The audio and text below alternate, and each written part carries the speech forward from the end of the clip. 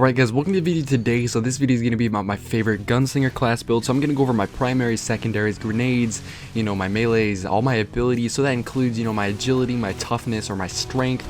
And then as well as my recovery, just all those little things about the subclass, the weapon combinations and how to use all these different things to your advantage, which I find at least to be really useful when you're playing PvP. Once again, not PvE or player versus environment, it's going to be player versus player. So in the Crucible, at least this is my favorite loadout. Of course, you can do anything, you can fine tune it to your liking, but at least this is what I like playing with these certain weapons.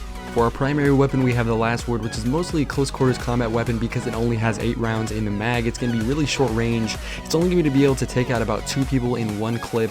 You might be able to get 3 if you're really accurate with those headshots and you get those 111 shots. In addition to this, the Last Word can be useful at longer ranges like this one, which I am about to show you. A lot of times you're not going to be able to get headshots at this consistent range, but the trick with the Last Word is to know your fire rate and know your ranges. So most of the time you're not going to want to be holding down on the trigger using that fan fire. You're pretty much always going to want to learn the fire patterns and then firing each individual shot. This allows you to be more accurate, pace your shots a lot more well and consistent, and overall it does add more accuracy, it seems, at least to me, and it does help you get longer range kills and be more precise with your ammo capacity, and definitely use that minuscule 8-round clip to your advantage.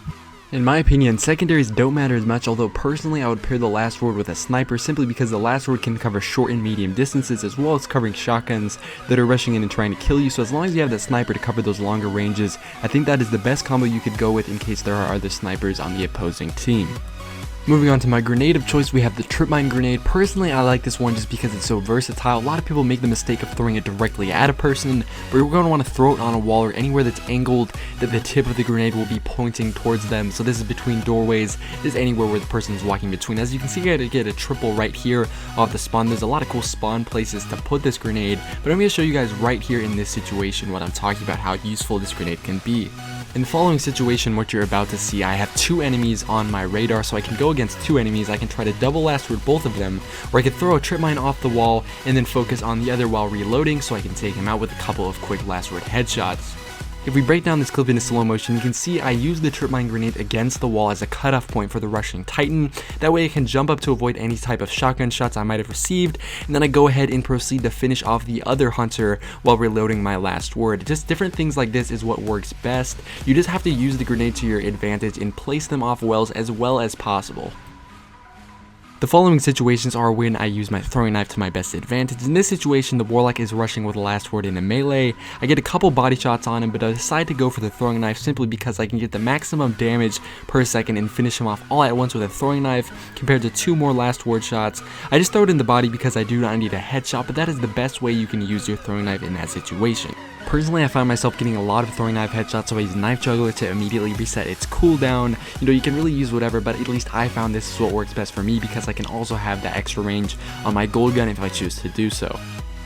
Moving on to my super, I prefer to have combustion on my super, so anyone that I kill with the gold gun will explode and deal AoE or area of effect damage. I activate my gold gun right here and actually pick up a triple kill, so 3 kills with 1 shot, which you can see is indicated by the double hazard pay symbol on the bottom left side of the kill feed.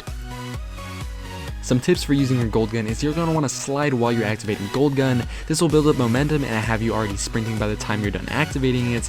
You're then going to want to pop up into B and use that triple jump to your advantage, and look down your sights because the hipfire was nerfed with the gold gun, and make sure you land all of your gold gun shots. Moving on to some of the smaller and maybe less important things, all of my subclass builds consisted of Over the Horizon, Gunslinger's Trance, Triple Jump, Trip Mine Grenade, Combustion on my gold gun, Way of the Fearless, Knife Juggler for the throwing knives, and Path Forgotten. Moving on to the armor that I'm using the Knucklehead Radar as my exotic helmet, which allows me to see the radar while I'm aimed down the sights. This thing is especially important while using the Last Word because a lot of times you can pre-fire people, and just knowing when people are going to come out of doors, especially with a weapon like the Last Word, is extremely important and beneficial to your playstyle. You're going to see that I'm using blue gauntlets, which is really weird. I'm going to explain it. So basically, you can get perks on your gloves. On these gloves, you can get the fast reload with hand cannons. So when I have a hand cannon, it reloads extremely quickly. You might be seeing that or noticing that from before. There's a split between intellect and discipline. I also have a full intellect one and a full discipline one, but usually I roll with a split between the two. And then I have the Iron Regalia vest. This, as well as the Tireless Striders, give me a really good split between intellect and discipline, which helps me power my super and grenade a lot more quicker than usual.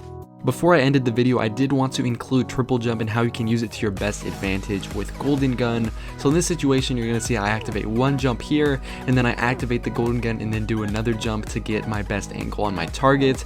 I jump there, I pick up one, I land, and then I use two, and you press them in the right order so that you can get just enough of the right angle where they can't shoot you as much, but you have a clear shot on them. That's really all it is. You just want to use it and pace them correctly so you can get the right shot at the right time with minimal exposure to your body from other people shooting at you. Now that this video has come to an end, I would like to thank Nate Long for donating $25. That's going to go toward the PC that I'm going to build for making YouTube videos. I'll have a video that recognizes everyone that donated and put their names and stuff. I might even write their names on the side of the computer with a Sharpie or something like that. But that's basically going to wrap it up for the video today. Drop a like if you did enjoy this. It took a long time to make this, and subscribe if you're new to the channel. Let's try to hit 20 likes, but besides that, I'll see you guys in the next video. Peace. Yeah.